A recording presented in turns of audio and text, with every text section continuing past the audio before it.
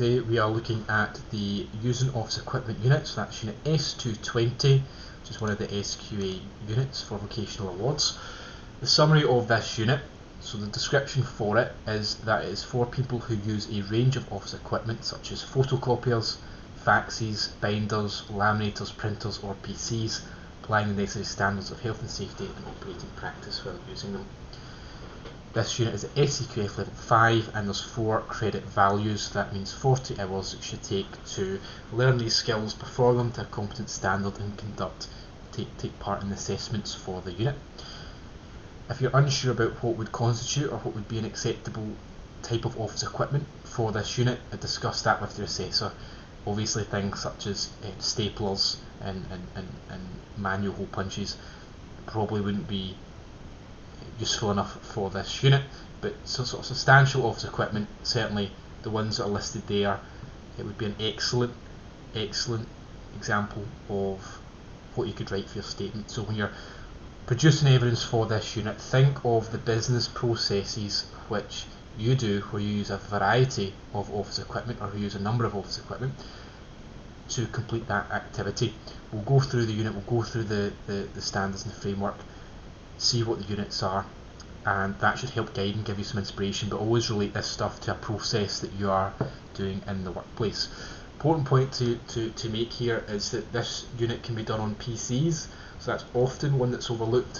When you use a PC, when you use a computer to perform tasks in the workplace, that can be used for this unit, and so there's a lot of opportunity there to look at evidence you've already produced where you've used a computer that can be mapped into this unit.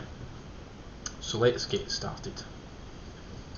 So types of office equipment. So what are the different types? We'll just do a quick run through of the various types and then we'll have a look at their features. First one's printers. There's two main types of printers. So the first is inkjet. Inkjet printers are what you might have in your house. They are smaller, they are cheaper, they are typically slower than the other type of printer, which is a laser jet. Typically because of this, they are not shared with a large number of computers. It works by shooting ink onto a sheet of paper and they typically print in colour, so you've got options for printing in colour. So most of these are very cheap, they're readily available, they don't cost a lot, but because they're cheap they are quite slow and they're typically used, they're just connected with a wire into a computer, they're rarely networked up to a group of computers. The other type of printer is a laser jet printer. These are larger and more expensive. They do print quicker though. Because they're more durable, bigger, they are typically shared with the whole office. The difference is that there is technology within them. In a laser jet, a laser is used on a photosensitive drum. Toner is then applied and that creates an image onto the paper. So instead of using ink, they use toner. Typically these require 3 toner cartridges, magenta, yellow, cyan. Some are just black and white, so they just have the black toner in there as well if they have colour. A lot of these just print black as standard, a lot cheaper ones, although the big, larger office grade ones print in colour. So let's have a look at the main features of printers. So first feature we're looking at here is duplex printouts. So what this means is that the printer can do back-to-back printing, so they can print on both sides of the page. The media capacity of the printer is something that would be looked at, and that is the size of the paper tray. A number of printers will have multiple printer trays, and that way you can put in different sizes of paper and you can put in different types of paper, so different thicknesses. Some printers have a drawer you could put in envelopes or card, depends on what your organisation is printing off. Media size is the maximum size of paper that can be used. A lot of the cheaper printers will print A4 and more expensive printers will print A3 or above, but it's not a standard across all printers, so you want to check what printer you've got. The larger printers in the office almost always go up to a much larger size than A3, but for the smaller ones that you typically see in a home office or in the home, you'd have to look in to see what size of paper they would print. The media type, so that is the type of paper that can be used. Different types would include paper envelopes, there's labels, photo paper, high gloss film, matte paper and recycled paper. Mono or colour, so if that is if the printer can produce only black and white copies, or if it could produce full colour copies. Monthly usage, so not all printers are produced equally, and when manufacturers create them, they will test them to see what the capacity is for the number of prints that they can produce in a given time period, so like a week or a month. If you print more than that amount, the printer will still work, but it will increase the likelihood that it would need to be repaired because it would break. So that is the number of monthly printouts that is expected. Printing more than this will increase the likelihood of a breakdown. Networkable, so this is an important feature. Used to be that this was an expensive feature. This would indicate that the printer was quite expensive if it could be added to a network. So what that means is that it's been connected to multiple computers over a network. You might have seen these in your house if you've got one, and that's where you can connect, rather than getting a wire from the printer to your computer, you connect your printer over the Wi-Fi to your Wi-Fi router, and then any computer that's on your home Wi-Fi network can print to that computer without having to have a cable connection. Noise is about how loud the printer is. This can be important if you're working in an office that is open plan and people on the phone are having meetings, discussions. It's important to have a printer that isn't too loud. You've got print resolution, so that is the print quality, and it's typically measured in dots per square inch. Final feature on this that we're looking at is the print speed, and that's how quickly the printer can print. It's typically measured in pages per minute, or ppm. So ppm is the print speed, dpi is the print revolution, that's dots per square inch, so the more dots per square inch the higher quality the image is. Print speed is also important if your organisation is printing a lot of paper. If that's an important part of a business process where you have to print a lot of paper copies, it's important that you have a printer which has a high page per minute rate. Otherwise you'll be wasting a lot of time waiting on the printouts coming. So when it comes to producing your evidence, this information is very useful, but it's not a case of just writing this down as if it's an answer. You've got to relate this to your work that you're doing and to your business process that you're discussing or you're producing evidence on. So when you produce a business process, a lot of this is something you might not necessarily think about. A lot of it is something you would just do naturally or would just be obvious. You don't necessarily think about it too much. When it comes to producing your evidence, to look at covering these points, this can help break it down and to get the detail that is required to cover these points. So that's why we're going through this, but it's important that you don't simply reproduce what we're discussing here. You take it and you discuss how that applies to a business process which you're performing. So for example, you may be involved in processing applications, and those applications have to be, for regulatory reasons, they have to be paper copies with a paper signature, because that is what is required. Say it's a financial product that you're selling and digital signatures aren't required. You would want to make sure that the printer was A4. Doesn't matter if it colours in colour, can be black and white, that's fine.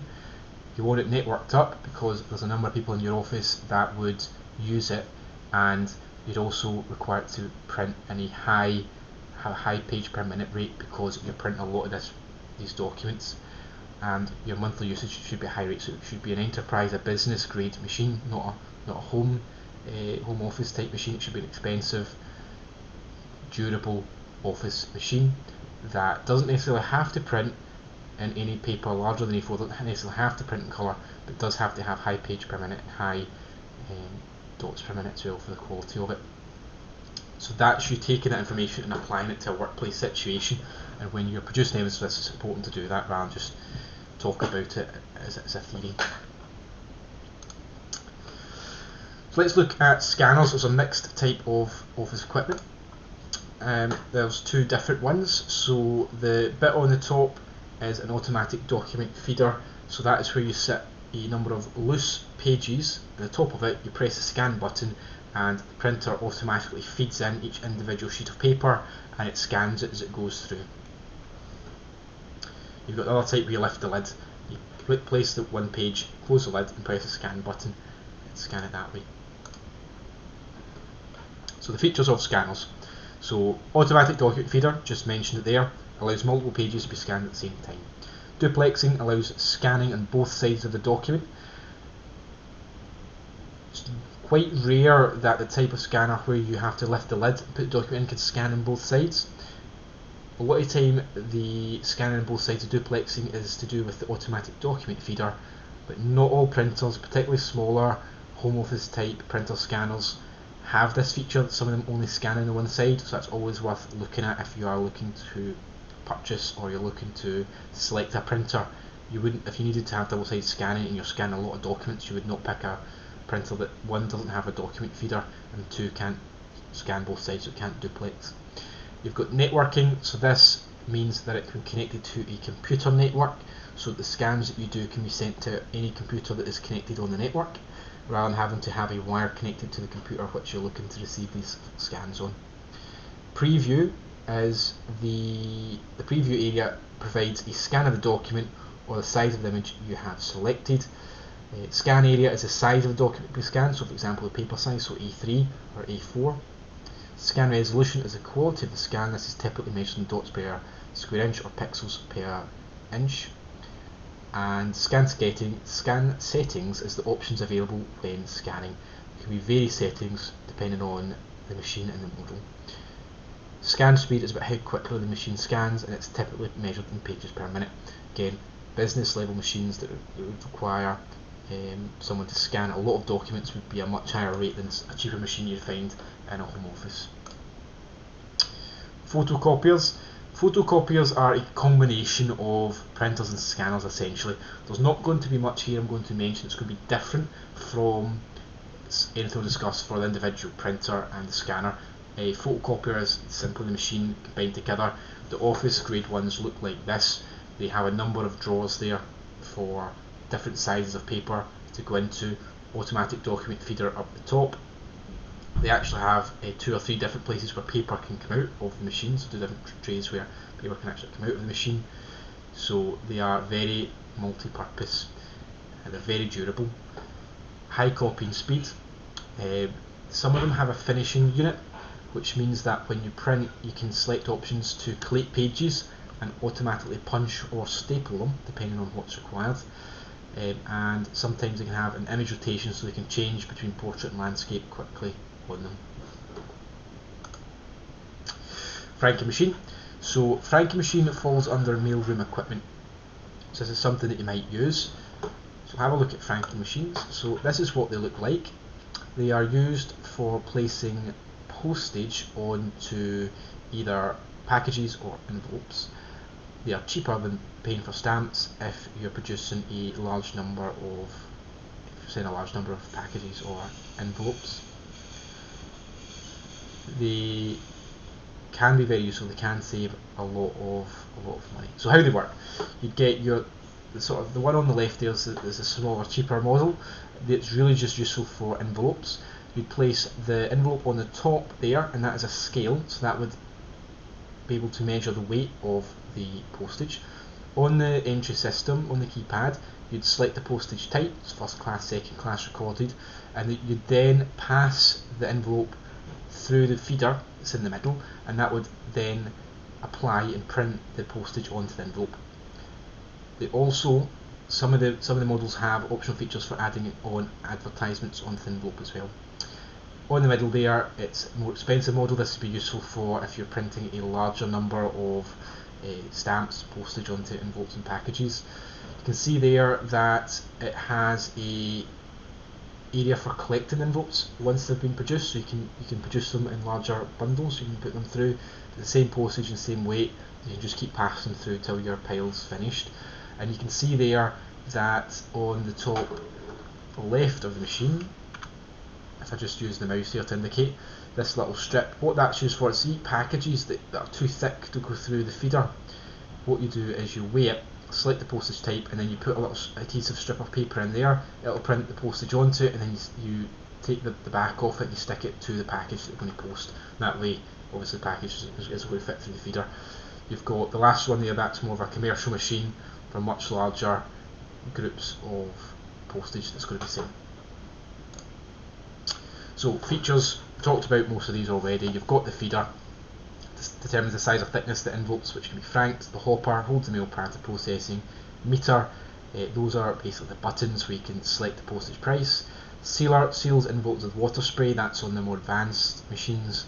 Stacker collects the frank mail, so that's the little collection tray there. The system display allows various options to be selected, so that's just the display. And we can read which options you've picked. You've got tape or a label row, so that's the little strip of adhesive sticker can go through to print postage on for packages, and the weighing device is the scale that's usually on the top of these machines. Again, if you work in a mailroom, if you work in an environment where a business sends a lot of mail, a lot of postage out, you probably come across one of these. And it can be a good example of a business process which you have to perform using office equipment. Could be to frank postage. Miscellaneous equipment, so there's other smaller pieces of equipment which you can also use for this unit. So shredders, these destroy sensitive or confidential documents. They crosscut shredders are the most effective. The other ones are strip shredders, so that's where they simply cut the paper into strips. It's not as secure because it's quite easy for anyone to tape them back together and see what the information is if it's confidential and it's worth doing. So the cross shredders make it a lot harder to jigsaw them back together. You've got comb binders. These are used to create booklets. Punch creates the hole. A wire comb is then placed in the fingers of this device. It opens them up so that pages that you've punched can be inserted, and then you move the lever, it moves the combs back together. Typically a transparent cover and a thick cardback is used to make it look professional. So it's a cheap way of binding together a booklet or a document, typically for meetings, whatever it might be. Thermal binder, so these are used to make booklets a bit more professional. They heat seals the pages together. It's more expensive as well. You've got laminators. These are used to melt a protective transparent cover over documents which will be displayed or handled frequently to prevent damage. And audio equipment, this is equipment used for transcription, so it's usually a dictaphone or a device which plays it back. You usually have headphones because it's been used in an office, and it will be a foot pedal which is used to play and to pause the recording so that you've got both hands free to type up what you're hearing. So it's a quick way of transcribing. A lot of businesses won't use that, there's no need for it, but in a lot of industries, particularly in the legal sector, where you are typing up notes which have been recorded verbally, that's useful equipment. And if you perform a task which involves using that, then that's an excellent type of office equipment to use on this unit. So that gives you an idea of the different types of office equipment and their features. So how would you select the type of equipment? Now, this is always going to be specific to the process which you're writing your statement on, but we'll give you an idea of the thought process that typically you would have. So equipment is the machinery, so that's going to be, for example, the printer, and resources would be materials required. So if you're printing something, equipment is the printer, resources is paper and toner that you're using. So you'd have to choose the equipment based on the type of task that you've been given, the equipment that you have available for your workplace, and the suitability of each type of equipment in terms of its main use and its features for the task you have to do. So you'd want to explain the reasons why the equipment which you've selected is suitable for the task, just to justify what are the features on that equipment that have allowed you, that's made you select that specific bit of equipment to perform that task. Is there another printer? Why do you use that particular printer? Is there other equipment which perform a similar thing, but you decide not to use that, you decide to use the other machine because it produces a product that's of a higher standard, perhaps? Why do you use that particular bit of equipment to perform that task? You'd want to choose resources based again on the type of task that you're doing, the equipment you'll be using. So a lot of the time the resources related to equipment that you've chosen, and any special requirements for the work. So what does that mean, special requirements for work? That would be selecting a specific type of paper. Maybe you're using a thicker type of paper because the letter you're sending out, you want to have it seen to be of a higher quality. It's a special letter, it's not your run-of-the-mill statement or something. Maybe it's a thank you letter that's been sent out to a client and you're wanting it to look very professional, high quality. You'd use a special, thicker type of paper, perhaps. Maybe use a coloured bit of cards. Depends what it is you're doing, so it's very, very specific to the task that you're discussing, but you'd want to again justify the reasons why you're selecting that particular type of resource. You'd always check before you're using the equipment that the equipment and resources are available. there's sufficient supplies in stock, and you've booked the equipment if required. So might be you've got a large print job, and I know I'm using printing as an example here through all of this. It can be other equipment, but we'll focus on the printer now because it is fairly common. If you were doing a big print job, you'd maybe want to check around the office that other people weren't planning on using a printer. It might take you 40 minutes to print all the documents you have to print, and in that time somebody else might have some work that they want printed. At least then they would know that the printer's not going to be in use for 40 minutes because you're going to be using it. Some businesses might have a facility or process for booking certain pieces of equipment, maybe perhaps like laminators, things that's not, you maybe just got one or two that's shared amongst the whole office. And you also want to make sure sufficient supplies, particularly if it's the special requirements to the tasks that you're using. You need to use a specific paper or a different size of paper. You're not using A4, you're using a different size of paper.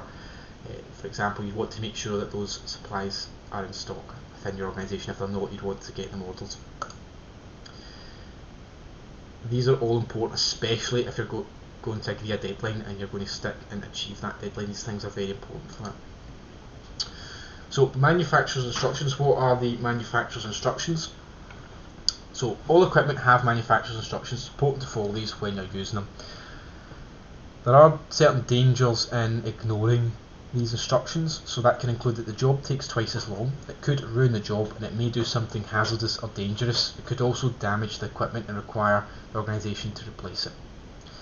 You can find manufacturer's instructions by searching up online the make and model, and you'll find on the manufacturer's website there'll be a document on there that has all of the instructions in which to follow. A lot of the time it will be something which you are trained up on quite early on in the organisation. So for example, you'll be shown how to use the printer safely, how to use it properly. You probably won't have to go and actually look at that document from the manufacturer. A lot of the time someone else has already looked at it, know how to use equipment, and then they can simply show you it based on that. So a lot of the time the organisation instructions for using equipment safely is pretty much the same as the manufacturer's instructions. So it's just the way that your organisation's decided to apply those. So a lot of the time they are actually the same. But you could, if you want to enhance your evidence, have a look at the instructions online for the equipment that you're using, and you could maybe look to include that as part of your evidence that you have reviewed that and you apply those in the workplace. So find out what they are, particularly about using them safely. And what are the standard operating procedures for your SOP? So large organisations will have proper written documents for the standard operating procedures, so that is how to operate the equipment and the step-by-step instructions on how to do it safely. Small organisations, they won't have this, it'll just be usually manufacturer's instructions which you'd rely on. So if you've got SOPs, if you've got standard operating procedures, use them, part of evidence. If not, rely on the manufacturer's evidence for putting it together, and you can outline what the steps are and how you comply with them in your evidence. Why would you use any personal protective equipment? Maybe use gloves or goggles or something like that, particularly if you are repairing or changing equipment, if that's part of your role. The most dangerous bit of equipment you're probably going to be using in the workplace would be a shredder with its blades, and there'll be instructions about where you can place your hands and where not to place your hands. The other one is the printer, so particularly when if you're changing toner or if you're placing paper into it, you've got your safe lifting practice, your manual handling for lifting the box of paper, and you've also got ensuring the drawers are closed properly, you're not catching things in them, you're not putting your hands too far into the machine when you can't see if the equipment's on. It could be a risk of electrical shock or a mechanical component moving and injuring you. Those are some of the things that can go wrong. Keeping waste to a minimum. So it's important to keep waste to a minimum within the workplace. So what can you do to keep waste to a minimum? You can check, first of all, you understand the instructions. That helps you save on materials because you won't have to do any rework. So if you don't understand the instructions, you print it, turns out you've done it wrong, you're double-sided but one of the pages is upside down because you've selected the wrong option. You have to reprint all of it to do it the right way, and that creates wastage. You use print preview. So if you go to print a document, you use print preview, you can see what that document looks like before it prints, and you can make sure the font size are all correct for the page, the margins are okay. You can use double-sided prints to save paper. You print in grayscale, so black and white, to save ink toner. You could use the correct resources to start with, so you might not be looking at what paper you're using and you can end up printing on the cheap paper, and actually this is a document that's going to client, and you don't want to print it on the scrap paper, you want to print it on the good paper, and you selected the wrong one. So make sure you're always using the correct resources. You want to keep equipment clean. If equipment is dirty, then unclean, then that can have an impact on the quality of what it's producing. Think of it, again, we'll keep sticking with the printer example. If it's dirty, there's marks or sticky stuff on it, the paper's going to touch it and it's going to ruin that. Don't put damaged paper into the automatic document feeder. If the paper's crumpled, you need to lift the tray, scan it that way. If you put it in and it's all crumpled, it's going to jam in the automatic document feeder, and then that will waste a bit of paper that you're scanning and you'll have to get it fixed. Check the document is in the correct order. Double check settings on the equipment. There's lots of different settings. You could be discussing what sort of settings you check to make sure that you are not wasting any materials. Maybe you could do a test printout, so before you print out 50 copies, you print out the one copy, make sure that's fine, then you can print the other 49. Understand which waste is reusable. Sometimes you can, if you print one side of paper, there's a scrap paper box or something, you can put the paper in and then it can be used for people writing notes on or printing on the other side if it's not going to be used for anything. That is, you're not seeing as much of that anymore because of confidentiality, because the chances are there's going to be some confidential information on it, in which case it must be shredded. And you want to recycle waste where you can. Obviously not confidential waste though, that needs to be shredded. How do you keep equipment clean and hygienic? So there's reasons to do that. The quality of what you're producing is better if the equipment's clean. It removes bacteria, prevents damage to the equipment, saves resources because you don't have to reprint, and it saves time. Cleaning electrical equipment safely. So this isn't, you do this, you do whatever is the procedure within your workplace. This is just an outline to give you an example of something you could maybe be looking at if that is something which you perform in the workplace. So let's have a look at cleaning electrical equipment safely. First step you'd probably do is turn off the power.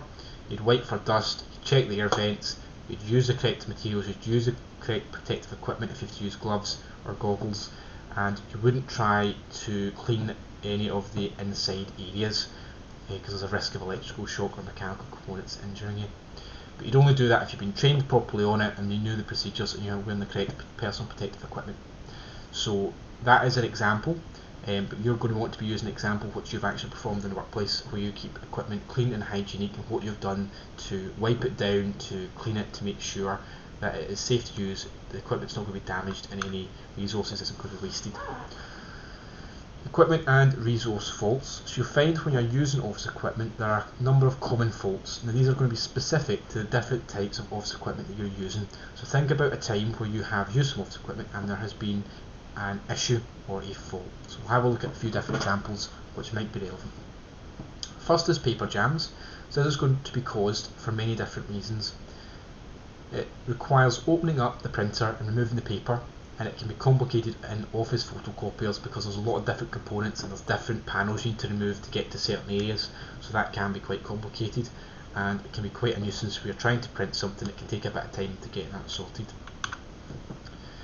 Running out of ink and toner. So someone will be responsible for ordering more and replacing the supplies. Many businesses outsource this, so it's all sort of automatic, but a lot of the time there'll be someone who within your organisation that's responsible for monitoring the stock levels and ordering in more when required. But it might be that that's not been done, there's been some sort of mistake, someone's used a lot of it, not replaced it, and you've run out of ink or toner when you're trying to print something. You get running out of any kind of resources. So for example, there's credit on a franking machine, so just think, what is the resource that I'm using on this equipment? You can run out of it and that'd be a problem. If you're using a comb binder, you could run out of combs, or laminated pockets if you're laminating.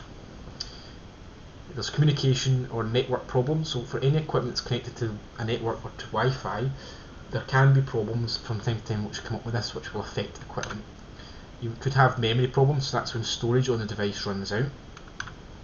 Connection problems, so this can be due to loose or faulty wiring, cabling or connections. You can have mechanical problems where physical mechanical components of the equipment is broken and the component needs replaced. Overheating, so if the printer's been on all day, if the shredder's been on all day, after a number of hours it's going to overheat and it's going to switch off until it cools down. Again, that can be quite inconvenient if you're working towards a deadline and you can't use equipment for 40 minutes because it needs to cool down. And there can also be resource faults. That can be issues with things like printer cartridges or paper, etc. Okay, so reported problems. So those are the types of problems you can experience. Think about some problems which which occurred when you've been using office equipment. When you've dealt with this issue, you will go through a sort of procedure which to report the problem and get the problem solved. So the first thing you need to do is identify the problem. So once you know there's a problem that's not working right, first thing you'd do is you'd self-troubleshoot. The extent to which you self-troubleshoot is going to be down to your competence, your experience and your training. So if you've not been trained to repair an item, you would only do the absolute basics of troubleshooting. If it's not something that's very easy or fairly obvious, you wouldn't get involved in it. So if it's not a case of replacing the paper in the printer, if it's something that's more advanced, a bigger fault than that, then you would have to go to someone who was trained to perform that task safely, to prevent injury to yourself and also further damage to the equipment. So there's 3 different places outlined here which you could go and report the problem to. So 3 different people. It depends on your problem. So it's just to point out here that it's not just the one person you might go to. Typically the first person you go to is your mentor, and if they can't solve the issue, they'd go to your manager and they'd be aware of any processes that would have to be followed regarding getting expert help externally. That should then ultimately lead to the issue being resolved. If it's an issue with IT equipment, you'd contact your IT service desk, where initially you speak to your first line support person. They will try and troubleshoot the device over the phone, and they'll basically tell you what to do and be asking you questions on it. If it's a more complicated problem, it'll go to second line support, and if they can't solve it, so second line support are people who are experts in certain software or equipment or machines, and if they can't solve it, then it'll go on to they'll refer to the manufacturer for support to see what can be done to resolve the issue. At any of these stages, it will go straight to issue resolved if it's been resolved. And the other option is that some offices, you might not have IT. If you work for a real small business, you might not have the IT service desk which to rely on. It might not also be an issue with IT equipment, in which case you might have an office specialist, someone who's been trained, it's an appointed person to repair, to solve these problems. Standards and deadlines. So any work which you're producing on office equipment should be completed to a certain standard or deadline. So what does that mean? So the standard is about quality, and quality means to what extent does the finished product meet the requirements. Again, this is going to be specific to the work which you're completing. So this is why this unit is best to be done on a business process. Think about that process and what is it that person is looking for you to do. If it's a print job, say you're printing a booklet because there's a sales meeting going on, there's going to be a number of customers or clients coming in, and you want to have a professional glossy booklet outlining a lot of information about the products which your organisation is offering them. What is going to be the quality standard of that? Well, it's got to be printed on good quality paper, it's got to be in full colour, it's got to be A4 because you don't want a big massive booklet that they have, you also don't have a tiny little one which they can't really read what's on it. It's got to be printed double-sided because it would be unnecessarily bulky if it was all on one page, and it's got to be bound together either using a comb binder or a thermal binder. It shouldn't just be stapled together because you want it to look high quality.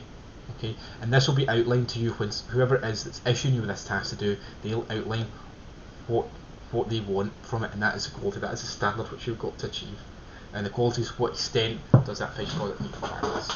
That's just one example where it's involved in printing. If your office equipment is a computer and you're performing a task on the computer, you're processing some information on the computer, the standard could be the level of detail required. It could be the type of, the way that you're actually going to present the information. So the quality standard could be, it's got to be as a PDF. So you've got to produce a document, a template, and it's got to be sent on as a PDF. So you produce it maybe in Word, you type up the document, the template, you'd save it as a PDF, because that's what's been asked of you, and that is the quality, that is the standard which you've got to produce it to. So it's important when you're using office equipment to produce the outputs to the grade standard that you've been set. And deadlines is about completing the work to a set date, which is quite self-explanatory. So how do you do this? How do you meet the deadlines and the quality standards? A lot of the time it's about time management, and that's even for quality. So the first thing about quality is to make sure that you're aware of what the standard is. And if it's not clear, if you get an email asking you to do some work, perhaps you would give the person a phone call just to confirm what it is exactly that they're looking for you to do. So there's no ambiguity, there's no assumptions, you know very clearly what it is you're expected to do. Beyond that, it's all down to time management techniques, because if you don't manage your time, you're going to rush it, and if you rush it, it's going to be of a lower quality.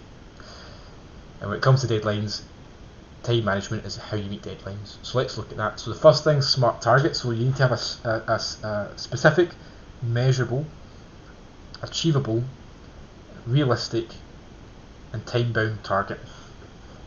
If you don't have a deadline, you're never going to complete that task, because if you're prioritising your work, you're always going to prioritise other work before it. So it's also got to be something you can measure and you know you've achieved. So most targets are smart targets anyway, but it's important to mention that whatever you're asked to produce should be a smart target, and you should be very clear, specific. You know what the person's looking for. Otherwise, you can't achieve. If you don't know what they're looking for, how can you meet their quality standard? You then want to prioritise based on what's urgent and important. You'll have other tasks which you're completing, and you'll want to prioritise what work you need to do first to make sure it is done by the deadline. You want to plan out your work, maybe use a calendar, a to-do list, however it is you plan your work. You'd plan out how you're going to complete it. You'd maybe negotiate deadlines if you realise I've got a lot of work on at the moment. You'd maybe go back and try and negotiate a better deadline that's more suitable for you. Might not be possible, in which case you maybe discuss with your manager.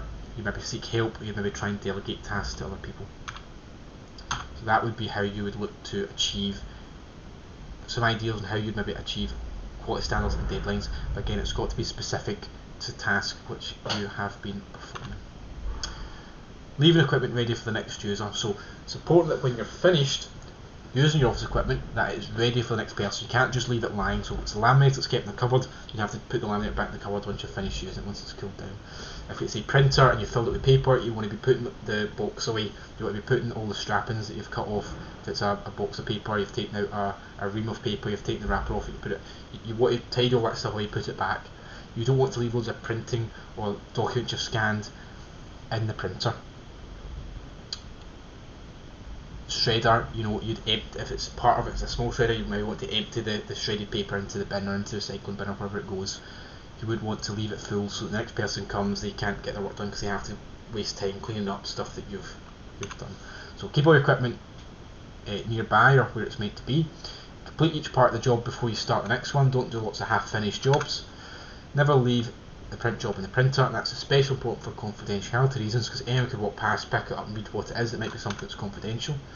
If you're interrupted, put all your work together and leave a note, so at least then you're printing something halfway through it and there's being called by your manager to go and do something for them and they said that you need to do it now, then at least leave a wee note so someone knows not to throw it out and that you've been taken away in an unexpected but important task. Place all equipment back where you found it, back where it should be kept, and in the condition in which you found it. So if it's broken or damaged, you report it, or if you mend it if you can, but you report it if not. So it's not left for the next person to go and they found that the equipment's been damaged or not functional. You check that all working surfaces and the floor is clear, and you put any unused resources back. So if you were using a special type of card that's not normally kept in the printer tray, you put it back in the station cupboard where it was found. And don't take the last of anything without you to find someone. So if it's the last of something that's not used very often, a resource, it's the last toner cartridge, the last ream of paper, you would notify someone, whoever's responsible for it, so they can get more in, rather than leave it to the next person that goes to use it to find there's no paper and they need to wait till some stuff's ordered in. That would cause them a delay in the work that they're producing. Right, so I hope that's helpful. The best way to complete this unit is to take that information which went over the whole unit, went over both performance and knowledge points there. Think about a task where you've completed using office equipment and write it based on that and really relate it to your workplace. So I hope that helps.